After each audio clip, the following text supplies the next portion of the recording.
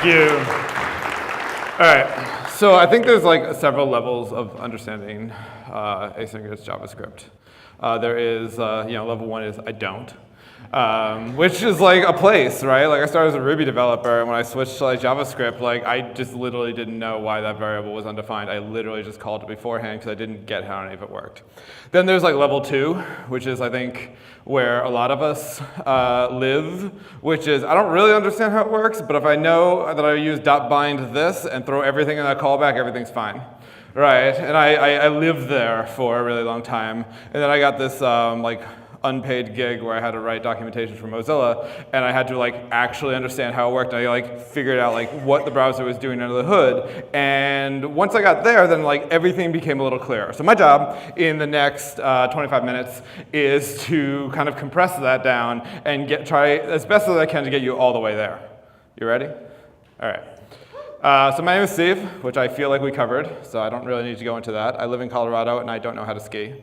Those are the important details there. I work at a place called SendGrid. If you've ever taken an Uber or late night bid on something on eBay and got an email about it, we sent you that email, along with several other billion emails every day. I actually work on a WYSIWYG HTML editor that makes HTML emails. So like Ben's talk about 1999, I live there. Ask me about Outlook later.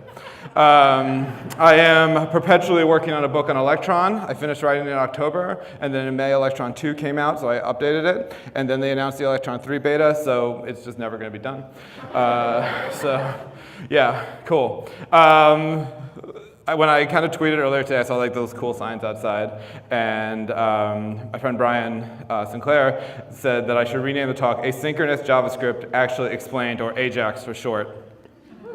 I told him I was going to use in this talk, and this is what he said. So the important note here is that you should outsource your conference jokes to your friends, and then everyone thinks you're funny when really you just have funny friends. So we're going to talk about a little bit about our relationship with asynchronous code. And I guess that starts out with like, what does asynchronous really mean? And we're going to find out the only way that you can truly learn about anything, which is to torture some metaphors. So we're going to run some errands, and we're going to learn about asynchronous code in the process, maybe. So two things I need to do. I need to pick up a prescription from the pharmacy, and I need to go to Safeway. And I don't wear glasses, but that's the best I could do. So step one, if I was doing this synchronously, I would take my prescription, I'd go stand there and wait in line as somebody wanted to argue with the pharmacist about what their insurance did and did not cover, as if that was going to help anything. And then finally, I would pick up my prescription, and I would go along my merry way. I would finish one task, and then I'd go on, and I'd go down to Safeway. Do y'all have Safeway in Omaha? What's the grocery store around here? What's that? Cool. I didn't have a Safeway until I moved to Colorado, so that's a new thing for me. And I can go, I give them some money, and in exchange, I get some carrots, or a carrot, and I move along my, it's expensive these days, life is really hard. I go ahead, and now I want to run them asynchronously. So what is the kind of difference there? The whole thing with asynchronous stuff is like a non-blocking thing. I almost liberated a balloon there. Where I can show up again, and I'll drop off my prescription, and then while they're handling all that with my prescription, then I will go down and I'll go shopping. I will shoplift a carrot. I got 25 minutes. I can't do every animation every time, everyone. And then eventually I'll go ahead and pick up my prescription, and I'm good to go. So now it's like asynchrony is almost a form of concurrency, right? I can kind of do two things at once. While I'm waiting for one other thing, I can go do something else, right? There are some like catches here, which is that functions in JavaScript run to completion. So again, let's go back to our metaphor. I go ahead, I drop off my prescription, head on over to Safeway, and I flash them some money. I get my carrot. And while I'm shopping, my prescription's ready. Now, I can't just like leave the grocery store with this carrot, because that is illegal. Right, they will prosecute me. They have signs that say this. I can't stop what I'm doing. I have to finish what I'm doing at Safeway, flash some money, receive my carrot, and then I can go ahead and I can pick up my prescription. right? So we have to finish what we're doing in JavaScript. So just because, and this is the whole like JavaScript is single-threaded kind of thing, which is half true. But it actually solves a lot of concurrency problems where like you're going to finish the thing you're doing. So if new information comes in or something else happens, it can't really change the state of what you're currently working on, which solves a whole series of problems for us. And it is great. Cool. All right, so we've got some metaphors in place. What does that run to completion look like? What does it mean to run to completion? It really means three things. One is that an error is thrown and not caught. That will like blow everything up and you're done. Two is that you return from the function, which is you complete it. And three is there's no more code in the function, right? And so in JavaScript that returns undefined. In other languages it might return the last thing, so on and so forth. All right, so then the next question is why do we have, why is asynchrony important? Why is non-blocking important when building user interfaces? Most frameworks for building user interfaces have some idea of asynchrony because it's important. If you're going to have a user interface, multiple things are probably going on. So here's an example. We've got this little box that I made. It's very cool. I'm selecting some text. If I hover over the buttons, I'll get some CSS hover events. Everything's really great. I hit that start blocking button. And you'll notice that my animation stopped, all my CSS transitions stopped, I can't select any text, like game over. You're like, how did he block the browser? This is how I block the browser. Yeah, open source. I'll put it on NPM later, you can all install it, it'll be great. I'm pretty sure it's secure. Cool. All right, so now we have like some of the basics of why it's important and what it means. How does it actually work? So asynchronous JavaScript is based on events. The same events if you've done any jQuery or just vanilla JavaScript with the DOM, that same idea of events. That is, for every like promise library you've ever used or observables or whatever, under the hood there's probably an event happening, right? A lot of times we use abstractions that hide a lot of that, we don't have to deal with it, but there it is under the hood. That's kind of the level that we're going to talk about today. All this stuff happens under the hood because all of the fanciest asynchrony library that you've ever used is still based on a few simple core language features. So we're going to explore those today. So, all right, how does synchronous code work? Right? It's like a Tarantino movie. We're like jumping back and forth. It's okay. It's intentional. So in programming, we have this thing called the call stack, right? And that's keeping track of where we are in the execution of our program. So here's my program. I have an array of possessions. I have a life savings. It's 25. 25 what? I don't know. But that's it. I'm a millennial. That's all I have. And I got two things I'm going to do. Is I'm going to go grocery shopping, and I'm going to buy some. When I'm grocery shopping, I'm going to buy some vegan ham. So that we'll have those different functions that we run. If I have enough life savings, whatever unit that is, I will purchase some vegan ham. If not, I will throw an error saying I don't have enough money, and then we will execute the go grocery shopping function, which will execute the buy vegan ham function, so on and so forth. So what does that look like in the call stack? We kind of start the program at the top level. Okay, we declared a bunch of functions, but the first function that we execute is go grocery shopping. Cool. That immediately calls buy vegan ham. We run through that. I decrement my life savings. I push vegan ham into my array of possessions. Who amongst us hasn't done that? And that finishes up the vegan ham function, which then brings us to the end of the go grocery shopping function, which finishes up my program. Now, if it's in the browser, it's just going to chill out and wait for other events. If it was a node program, it would we'd be done. We'd be kicked back out to bash. Neat. All right, let's change this code a little bit. I'm also going to buy some organic almond milk, which is very expensive. It is 20 of whatever, which is going to cause a problem when I go to pick up my vegan ham, because I'm not going to have enough life savings anymore for this, right? So this is going to be a little bit different. So we'll run through this code again. The first piece of code that we actually execute is go grocery shopping, which then calls the buy organic almond milk function. Neat. That executes just fine. We run that to completion. Cool, now we're going to go grocery shopping. Or now we're going to the next function, which is to buy the vegan ham. Things aren't going to be really good here. That's going to blow up. That's right, I used that thing in Keynote. And I'm not even ashamed of myself. And it's going to blow up the entire call stack. You're like, this is interesting. You've seen the call stack before. It's just you don't have fond and warm fuzzy feelings about it, because this is usually the context in which you see the call stack is when something has blown up, right? They'll show you everything that happened between where that initial fire started and all the ways that escalated up. Cool. All right, so that's synchronous code. How does asynchronous stuff work? So the asynchronous stuff goes in this thing called the event queue, which we kind of check repeatedly with the event loop. Like, remember when I said when you're in the browser, like, the page doesn't close when your JavaScript stops running, right? That would be bad. I mean, you could probably do that. That'd be kind of cool. But it's probably bad. It kind of checks its own way for like click events or all sorts of other events that could happen. So we've got this queue. With the call stack, it is first in, first out, right? This is, whatever. I'm not live computer science terms you, right? Like we start from the top thing and work our way down. This one we will take whatever came first, like a normal line, and we'll go ahead. We'll handle the first one, then the second one, and then finally the third one. Cool. Where it gets a little more interesting is how these two interact, which is we can only check the event queue with the event loop whenever the call stack is clear. So anything that's in the queue will wait until the call stack is clear. If it's clear, it can kind of move over because we keep checking the queue whenever the call stack is emptied. More stuff comes along. If it's empty, just go handle it in the order that it was received. All right, neat.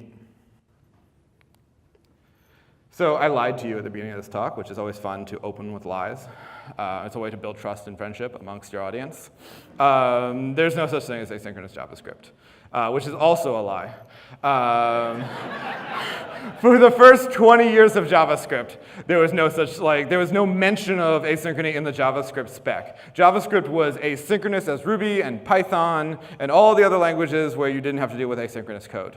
Right? In the ES 2015 spec, there's this little thing about a jobs queue that has to do with promises, but let's just live in a world where the spec still doesn't say anything about asynchronous code. Because generally speaking, we had promise polyfills before that was in there. Let's just make believe that little detail doesn't exist and just go with the idea that there's no such thing as asynchronous JavaScript.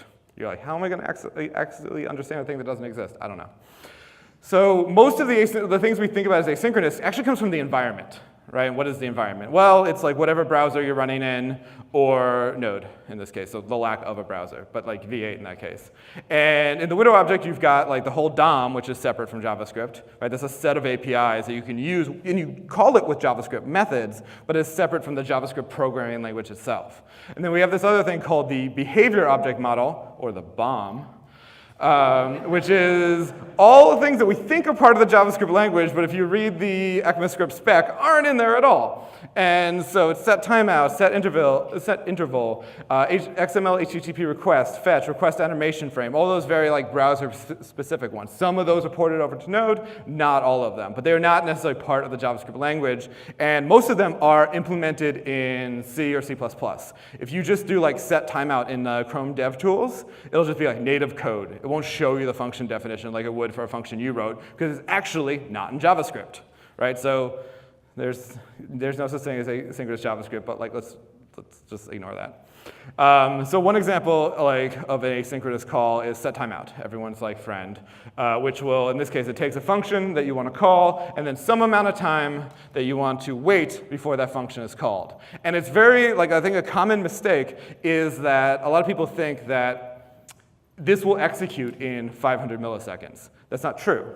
It will be added to the event queue in 500 milliseconds, right? Which, if there's stuff in the call stack, it's going to sit there and wait until that's clear, right? We saw that earlier. So it's at least 500 milliseconds. That's why if you're trying to do smooth animations, set timeout or set interval are not your friend. Stuff like request animation frame is probably a better bet, because this is at least 500 milliseconds. So if you're trying to get buttery smooth stuff, that's not going to work. So here we are. We have stuff in here. We're going to throw a set timeout. That's going to wait for that 100 milliseconds, and then our buddy's going to sneak in. That function that has that infinite loop of while true, it's going to sneak in there, which is, yeah, after 1,000 milliseconds, that's going to be added to the event queue and never called, ever. Right, so you'd be hey, if you want to try this at home, a really great example of a blocking function, one of the last true blocking functions in JavaScript that you can use is alert. So you can do something where it sets a timeout and then immediately calls an alert for you say set timeout 1 second later.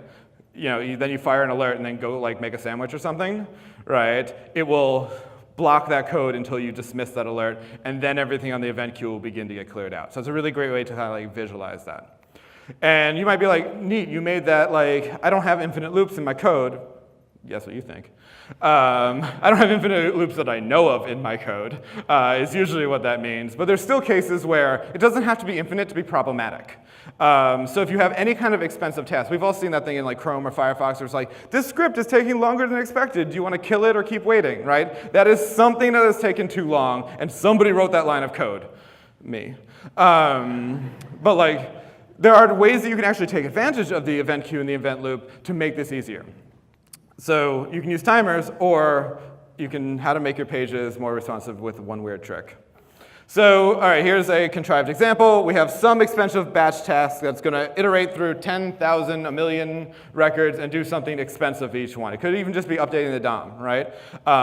So what we could do is we could iterate through this really, really large array and do stuff, but that's going to, again, like block up the works.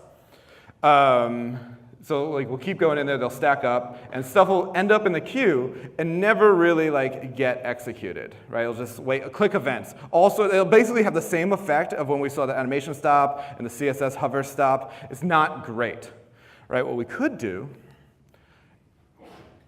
is we could go ahead and like basically take advantage of the event queue to split it up, which is like we're going to put each individual one on the event queue, which means stuff like click events and all sorts of hover, like other events can kind of get in the middle of that line. So we can have a click event, something expensive can get in there, an animation can happen. We can start to interleave stuff that the user did with stuff that our really expensive function is doing, right? And yes, you could also like pull it off to a web work and do and maybe just do it server side, right? Yeah, all those are possible, but this is like, you know, one that I could fit on a slide, so that's great. So now it'll go through all those things. Neat. All right, now the most common way that we're going to use asynchronous JavaScript is likely that we are going to make an AJAX request, right? And you have probably never written this, and as I go through this code, you'll see why, because it's terrible, and why would you do this? But the way it works is you make a new XMLHttp request, you have a load event, you have an error event, and then you open it with the method and the endpoint, and then you send it. And then that load event will trigger, or the error event, depending on how this goes. Right? And so that's how just vanilla XMLHttp request works. Most of us use something like Axios or jQuery, $.AJAX, something else along these lines. But under the hood, that is the kind of like native browser implementation. So one pattern for doing this is the callback pattern, right? And callbacks aren't anything special. It's the nice part about first-class functions in JavaScript is that functions can be passed as arguments to other functions. Exhibit joke. Cool, and so here's an example. We can pass in a function as an argument, and then we can call it inside of that function. Like this is a silly example of a callback pattern. So let's take that XML from before, and we're going to refactor it. I took out error. We'll deal with that separately. So what are the kind of pieces that can change here? Well, the callback when it loads, right? The method and the endpoint. So we take all those, and we go ahead and we just make a new function where we're going to pass those in. Do a little copy-paste action, because like that's how you write code. And you just take the parts that are going to change and replace them with the arguments that pass in, right? Now we can go from this big mess of code to this. You want to use it again, you don't have to write that code all over again, you just use your new callback pattern, right? You've effectively invented a very bad version of $AJAX from jQuery. We have no error handling in that, so we need an alternative approach. Now, jQuery does it differently than Node did it, right? And we can kind of look at some of those, right? Which is we had the load, but what about when things go wrong? So we can have the callback there.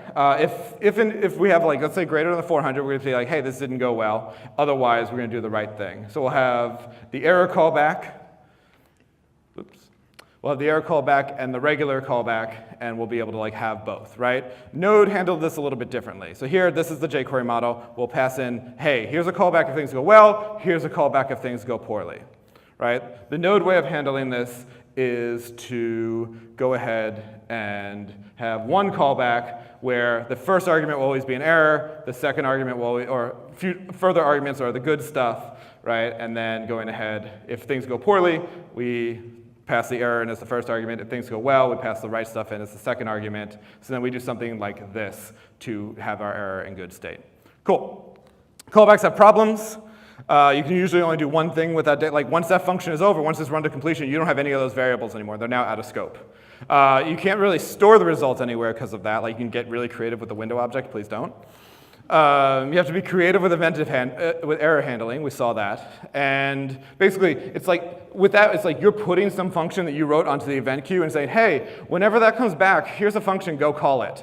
If it's something like billing or something like that, you don't know that somebody else, whoever you handed that function to, isn't going to call it like 6 times, right? You've given that function away. It's outside of your hands. You've given it to the event queue, and you hope for the best.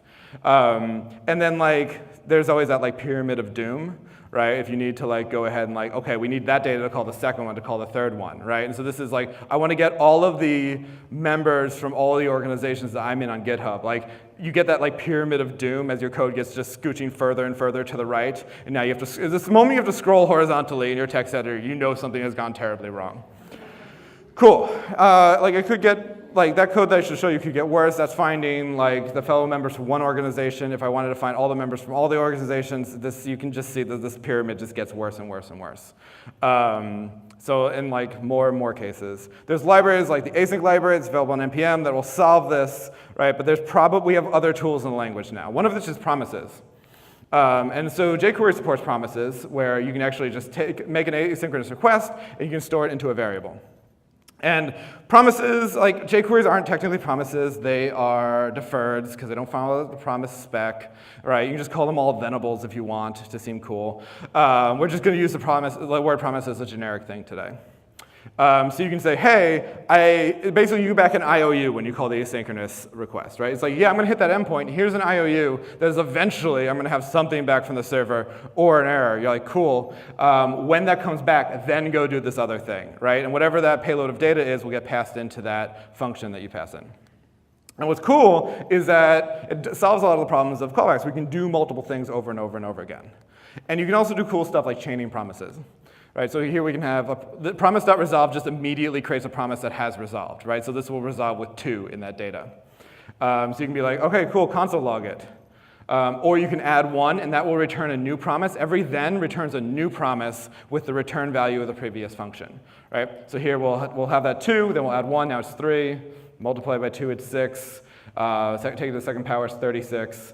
So on and so forth, right? You can take that original one, you can store it, and have it back again as a 2. You can do a lot of really interesting stuff, because instead of giving away that function where you don't have the control anymore, you actually are in control. You have it all on your side of the equation, and you can do interesting stuff with it as you need to, right? And promises, like love them or hate them, are also interesting because a lot of other really cool stuff in the language, like observables and async await, involves promises as well under the hood, right? So you could even be using promises in cases that you don't know you're using promises.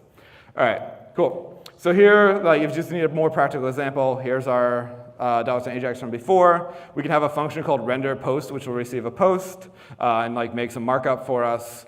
And then we can, every time we have the request, we can map it through that. And we get much cleaner code. We're like avoiding that like pyramid of doom that we had before, which is very cool. So then we can like go ahead and like do something like add them to the page. There is a problem, though, which is we do need to solve for that error state. Right here, we'll throw a new error in the middle. That's not great, because the promise is counted as rejected. So what we do in that case is that we catch errors at the very end. If you don't catch them at the very end, then like other stuff can go wrong. So you usually keep your catch. If any promise along that entire chain rejects, you can handle it somewhere along the way. And you can say, oh, sorry, we couldn't get your stuff, or whatever. Most of the time, we're consuming promises. Sometimes we have to make them. If you have, yeah, that's always problematic. If you have to make them, right, you can just use the new promise constructor, which takes a function, which passes in resolve and reject, which are also functions. And basically, if good things happen, you call resolve with whatever that data was, pass the good things in, they'll get passed to the .then. If bad things happen, then you'll go ahead and reject, and everything will work along those ways. So let's go ahead and refactor that callback pattern real fast. All right, so this is the callback one. We're simply going to return a new promise where we'll have the resolve and the reject. We'll take that code, and we're going to cut and paste it, right? And now instead of calling the callback, we're going to get rid of that, and we will reject in the case that it didn't go well, and we will resolve it in the case that it did, right? And there, we took a callback pattern. I'll show it to you again. We'll take that callback pattern, we turned it into a promise pattern. That's it. right? That's all the black magic of like making promises, which unless you make a library, you don't have to usually, you consume promises like 99% of the time, but occasionally if you don't have, if like, oh, this is giving me callbacks, I don't like callbacks because I watched a talk and he said they're problematic and now I use promises, you can actually just wrap anything in a promise as well. There's some cool things like promise.all, which will basically take an array of promises, and if they all, so now you can set a whole battalion of network requests, and if they all come back, then you can go do a thing. There's promise.race, which I have never actually found a reason to use. Sorry. And that will actually come back with the first one, right? So the first promise that resolves, you'll get that one. I leave it as an exercise to the reader. So promises always run to completion. That was a lie. Also, you'll notice I have an asterisk. Asterisk will create you a generator function. And generator functions can actually kick back control a number of times. This yield instead of return, every time we yield, we go back to the scope that called it. We kind of go back in the call stack in that case. So yield 1, 2, 3, I can make a new generator. And I can say .next, the first time I'll get 1, the second time I'll get 2, the third time I'll get 3, and eventually the function is actually to completion. And so we can kind of like leave a function and come back in, which is kind of neat. The really interesting part, which again is super confusing to see on a slide, so I apologize for these slides in advance. I'm going somewhere with it, I promise, is that you can actually pass data back in. So here's a function where we will actually yield out that argument that's passed in and then come back in and store something into a constant. So we'll pass in A, originally we'll go ahead and we'll yield A, and then when we come back again, we'll actually store the next thing in B, and then finally we'll have A plus B. And so the way that works is like, we'd call it, we'd get back that A, then we call it again, we pass in the 2, and then finally we get both of them combined. So we passed in something, we left the function, we came back in with more stuff, we got stuff.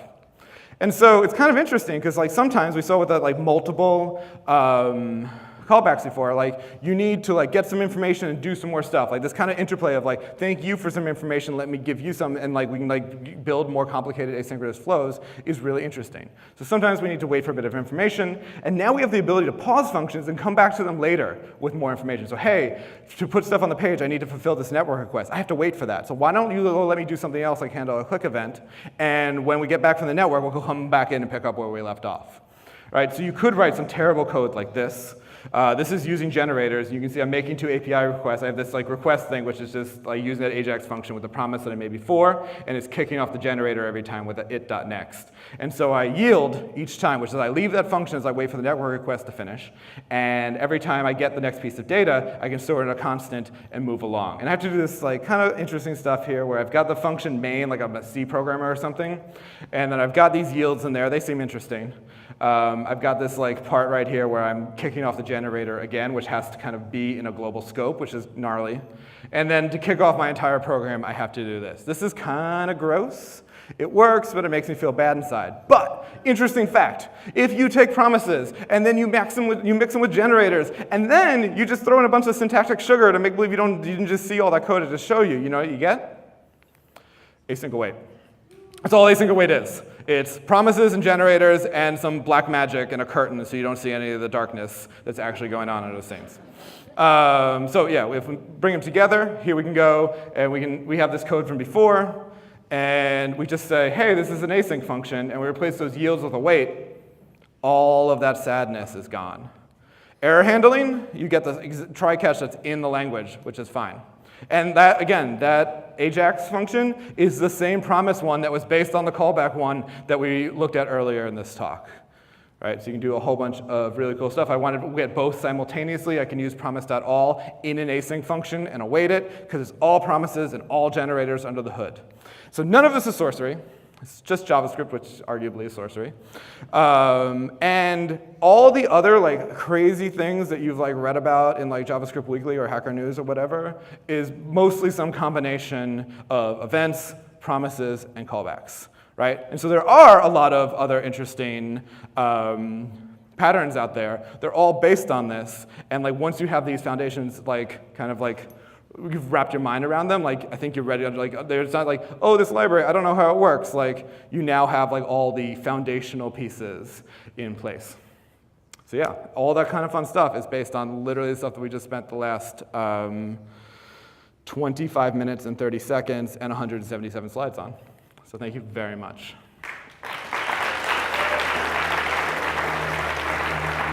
Bye.